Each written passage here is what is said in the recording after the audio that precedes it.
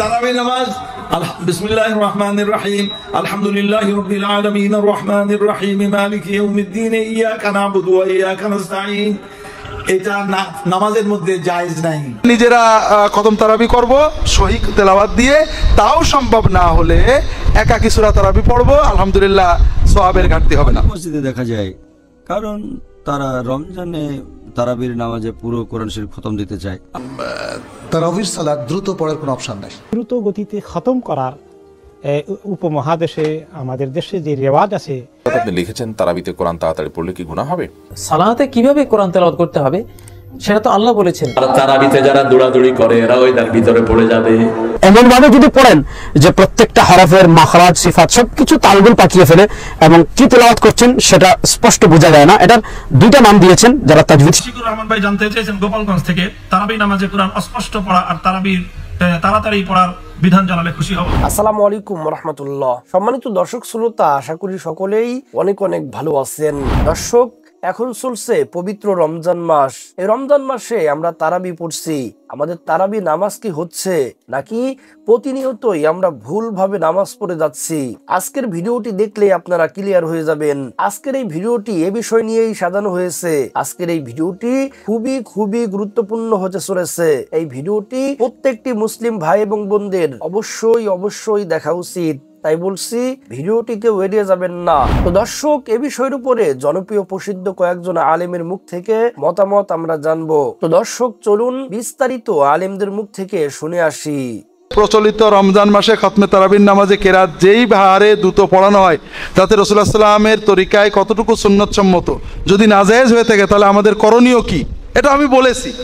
সেটা হলো রাসূলুল্লাহ সাল্লাল্লাহু আলাইহি ওয়াসাল্লাম সুন্নত তো হচ্ছেই না, এই দ্রুত কোরআন তেলাওয়াতে কোরআনের সাথে বেইজ্জতি হচ্ছে এবং মাঝে মাঝে অর্থ পরিবর্তন হয়ে কুফরি হয়ে যাচ্ছে। এজন্য আমাদের করণীয় হলো অবশ্যই কোরআন খতম করব, একটু ধীরে পড়া, সুন্দর সহি পড়া হাফেজ রাখবো।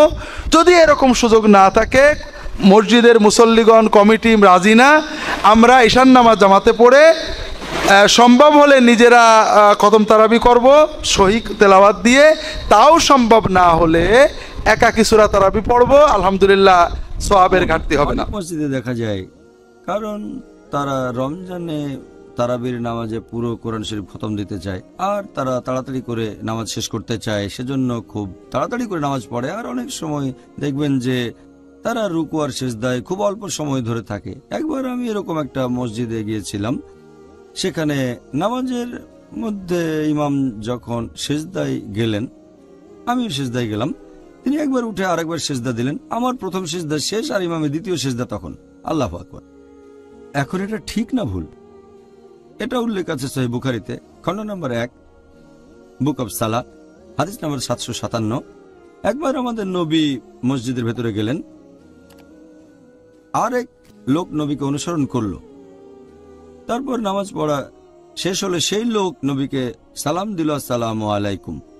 নবী তাকে উত্তর দিয়ে তারপর বললেন যে তুমি আবার নামাজ পড়ো, কারণ তুমি নামাজ পড়োনি। সেই লোক আবার নামাজ পড়ে নবীর কাছে ফিরে আসলো। নবী তখন বললেন, তুমি আবার নামাজ পড়ো, তুমি নামাজ পড়োনি।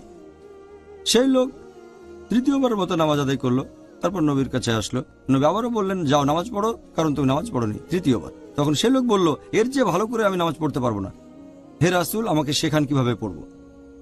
তখন নবী তাকে বললেন যে তুমি তাকবীর দেওয়ার পরে দাঁড়ানো অবস্থায় বিভিন্ন সূরা পড়বে পবিত্র কোরআন থেকে, যেগুলো অন্তর থেকে জানো, কোরআনের যে সূরাগুলো তুমি জানো সেগুলো পড়বে। তারপর তুমি রুকু করবে এবং রুকুতে গিয়ে প্রথমে তুমি সুস্থির হবে। তারপর বলবে সকল প্রশংসা আল্লাহর, সুবহান রাব্বিয়াল আযীম, যতক্ষণ না সোজা দাঁড়িয়ে সুস্থির হও। তারপর তুমি সিজদায় যাবে শান্তভাবে, যতক্ষণ না সুস্থির হও। তারপর বলবে সুবহান রাব্বিয়াল আলা, সকল প্রশংসা আল্লাহ যিনি সবার উপরে, 3 বার। তারপর তুমি উঠে বসবে যতক্ষণ না সুস্থির হও, আর এভাবে নামাজ পড়ে যাও। তার মানে এই পজিশনগুলো, রুকু, তারপর সিজদা, তারপর রুকু থেকে যখন উঠবেন আর 2 সিজদার মাঝখানে আপনি থাকবেন সুস্থির হয়ে। তাড়াতাড়ি করে ওঠা বসা করতে পারবেন না। যদি এমন করেন ধরে নেওয়া হবে আপনার নামাজ কবুল হয়নি, যেন আপনি নামাজই পড়েননি। তাহলে যদি তাড়াতাড়ি করে তারাবির নামাজ পড়েন, রুকু সেজদা বা খুব তাড়াতাড়ি ধরে নেওয়া হবে আপনি নামাজ পড়েননি। তবে সবচেয়ে ভালো যদি ধীরে ধীরে পড়েন, শান্তভাবে। যদি মনে করেন 20 রাকাত পড়তে আপনি পারবেন না, তাহলে 8 রাকাত পড়েন, তবে সেটা শান্তভাবে সুস্থির হয়ে আর ধীরে ধীরে পড়বেন। সবচেয়ে ভালো সুস্থির হয়ে ধীরে ধীরে আর লম্বা সময় ধরে। তারাবি হবে লম্বা সময়ের। অন্য মসজিদের সাথে প্রতিযোগিতা করবেন না, যেটা প্রায় দেখা যায়। অনেক মসজিদ এমন প্রতিযোগিতা করে যে কার আগে কে তারাবি শেষ আচ্ছা, করবে। প্রথম কথা হচ্ছে যে তারাবির সালাত দ্রুত পড়ার কোনো অপশন নেই। দ্রুত সালাত পড়া, দ্রুত কোরআন তেলাওয়াত করা দুটোই আসলে অশুদ্ধ হওয়ার দিকে আমাদেরকে নিয়ে যায়। তাছাড়া আমরা যারা এক্সপিরিয়েন্স করেছি যে হাফেজ সাহেব যখন খুব দ্রুত পড়েন তখন কিছু বোঝা যায় না, তাই না? তাহলে এই পড়াটা শুদ্ধ নয়, এই পড়াটা শুদ্ধ নয়। আর যদি তিনি সালাতের রুকু সেজদাগুলো খুব দ্রুত করেন, যে মানুষ ঠিকমতো তসবিহ পাঠ করছে না, তাহলে সেটা আরও ভয়াবহ। এবং এই ধরনের ইমামদেরকে নসিহাত করা উচিত, তাদেরকে নিষেধ করা উচিত এটা করতে। যদি তারা মানে নামাজটা সুন্দর মতো না পড়ে, কোরআনটা সুন্দর মতো তেলাওয়াত না করে, তাহলে তাদের অ্যাভয়েড করা উচিত। এই যে দ্রুত গতিতে খতম করার উপমহাদেশে আমাদের দেশে যে রেওয়াজ আছে, দ্রুত গতিতে হাফেজ সাহেব এমনভাবে পড়ছেন, তাজবিদের আহকামগুলো রক্ষা করার কোনো উপায় নেই।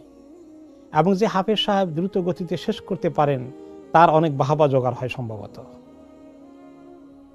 এর প্রতিযোগিতা যে কত তাড়াতাড়ি শেষ করলো, বাপের বেটা খুব তাড়াতাড়ি শেষ করতে পেরেছে, এটা মারাত্মক ভুল ধারণা।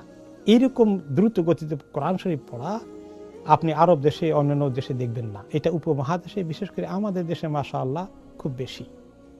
এটি একটি অন্যায় কাজ। কোরআনকে আল্লাহ তাআলা বলেছেন ওয়ারাত্তিলিল কোরআন তারতিলা, কোরআনকে তারতিলের সাথে তেলাওয়াত করো, সেটা তারাবি হোক অথবা তেলাওয়াত হোক অথবা যে কোনো নামাজে হোক।